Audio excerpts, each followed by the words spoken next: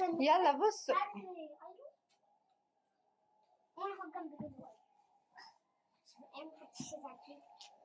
ايه العسل ده؟ ايه القمر ده؟ يوتيوب.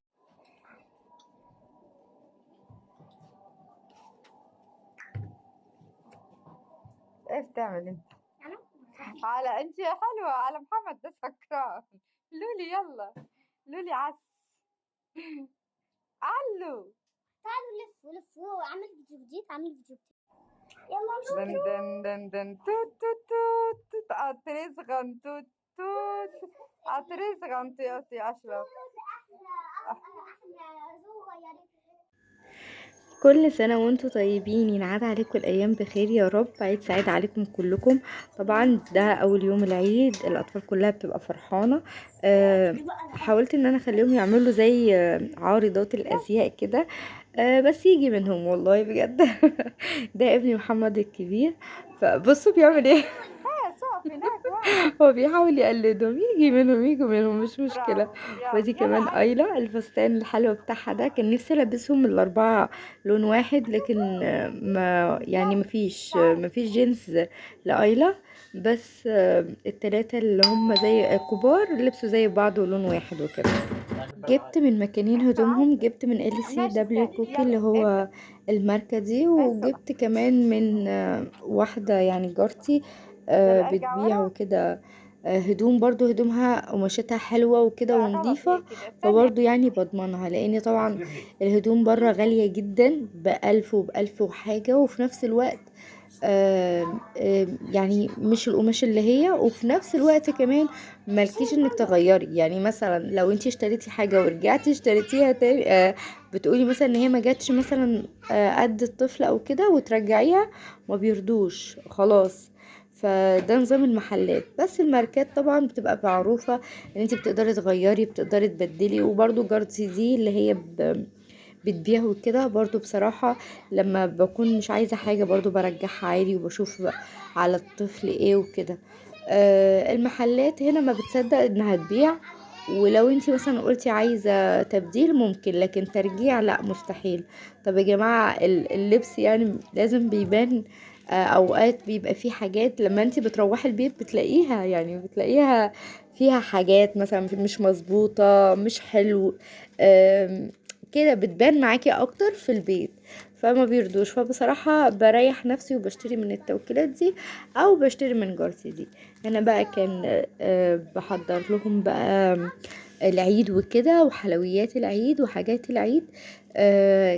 عملت طبعا البسكوت ده معاكم، بس ما صورتهوش، هنزل لكم الفيديو.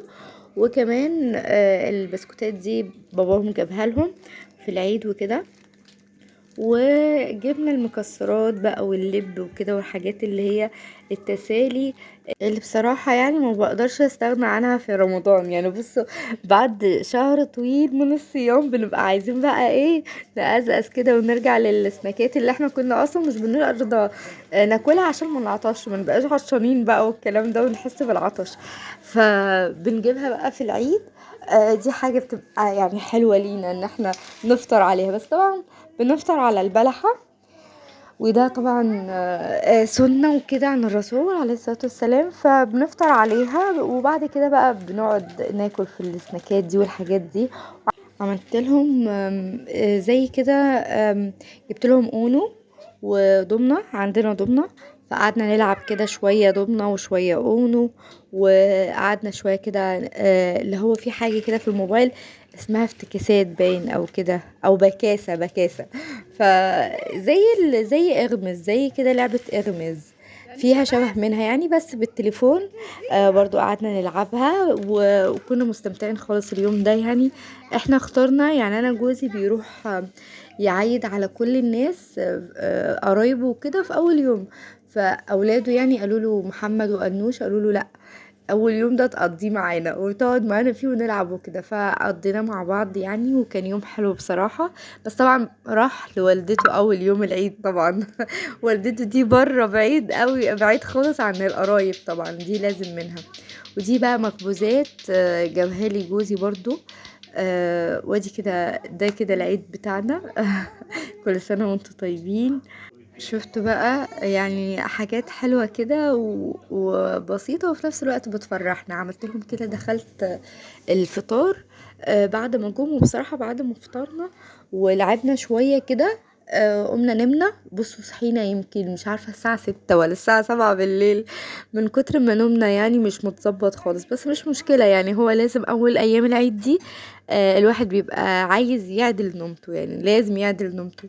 فاحنا بنحاول نعدل نومتنا لغاية دلوقتي بصراحة. بس وكده رحت هنا جبت لهم المخبوزات. بصوا انا عارفة اولادي، يعني كل واحد او كل ام تبقى عارفة نظام اولادها وايه الاكل اللي هما بياكلوه. فانا في الاكل ده عملت ايه، حطيت البسكوتات في اول حاجة، وبعد كده المخبوزات حطيتها لهم لوحدها. آم، المخبوزات دي اصلا انا يعني عارفه اولادي ما بياكلوش ده كله، وانتوا عارفين الحاجه بقى ما شاء الله كتيره وكده. فرحت قلت لهم بصوا انا هحط لكم البسكوت تاكلوه مع اللبن بشاي، وبعد كده المخبوزات دي خليها شويه بالليل. فانا خليت بصراحه المخبوزات دي شويه بالليل، وعملت لهم شاي بلبن بالبسكوت. بصوا عايزه اقول لكم المخبوزات دي جامده جامده جامده، مش عارفه ليه مهما نعمل ما بيبقاش زي بتاع بره. سبحان الله، يعني كل واحد ورزقه. طعمه بره بيبقى ليه رزق، يعني تخيلوا لو هو طعمه زيه زي اللي جوه مثلا، زي اي بيت، فمش هيبقى فيه رزق، مش هتروح تشتري. سبحان الله يعني. ف... ففعلا بيفرق، يعني كل واحد ورزقه بجد يعني. فبصوا البسكوتة جميلة وطعمها جميل، وفي كان سادة بالفانيليا يعني، وكان فيه بالشوكولاتة كمان. وكان بس تقيل، يعني الأولاد مثلا أنا البسكوت بتاعي ممكن ياكلوه كله، يعني ياكلوه كله في الشاي بلبن وكده. بس ده كان لا، مش قادرين ياكلوه اصلا. حاجات بسيطه كده. فيعني انا بصوا عملت لهم بس طبق، وبرضه ما قدروش ياكلوه كله. انا عارفه ولادي، انا عارفه ولادي. معلش القطر بس، كل ما اجي اتكلم يعدي قطر، كل ما اجي اتكلم يعدي قطر.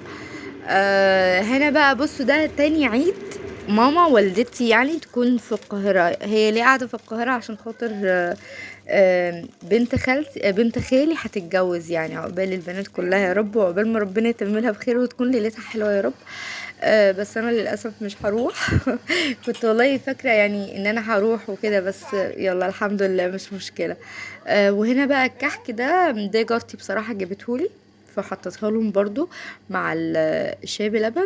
وده فطار يعني، والله العظيم حتى اللبن ما كملوش. مش عارفة احنا بس ولا كلنا كده، اني ما بناكلش، بنيجي في العيد ما بناكلش مهما كان انا حاطه ايه ولا عامله ايه ولا ايه الغدا، ما بناكلش، بناكل كميات قليله جدا. طبعا ده من كتر ما احنا بنحش طول رمضان. وبناكل كتير جدا في رمضان طبعا، حلويات ومخبوزات وحاجات كتيرة قوي. فالواحد بيقول خلاص، يعني اللي هو الجسم نفسه بيقولك كفاية بقى. فعملت لهم ده شاي بلبن، عشان ده اخر مره هعملهم شاي بلبن ان شاء الله، يعني ان شاء الله. انا ليه بعمل لهم شاي بلبن؟ عشان يشربوه، هما بيحبوا الشاي بلبن. بس انا اصلا بعمل لهم لبن صافي، عشان باباهم مش بيرضى خالص بالشاي بلبن، بيقول لي يعني ان الشاي بلبن مش حلو زي اللبن الصافي طبعا. فعشان كده مش بعمل لهم على طول شاي بلبن. ليه بقى بعمل في السحور او بعمل في رمضان؟ عشان يشربوه، لان هما بيحبوه جدا، بيحبوه اكتر من اللبن الصوفي. فقلت لهم بصوا، عشان هو النهارده اول يوم العيد هعمل لكم شاي بلبن. وعملت لهم شاي بلبن، بس قلت لهم اخر مره خلاص مفيش تاني. وكده بقى يكون يومي النهارده كان بجد حاجه جميله جدا. كل سنه وانتم طيبين، ويا رب كلكم تكونوا في صحه وسلامه وسعاده وفرح وهنا.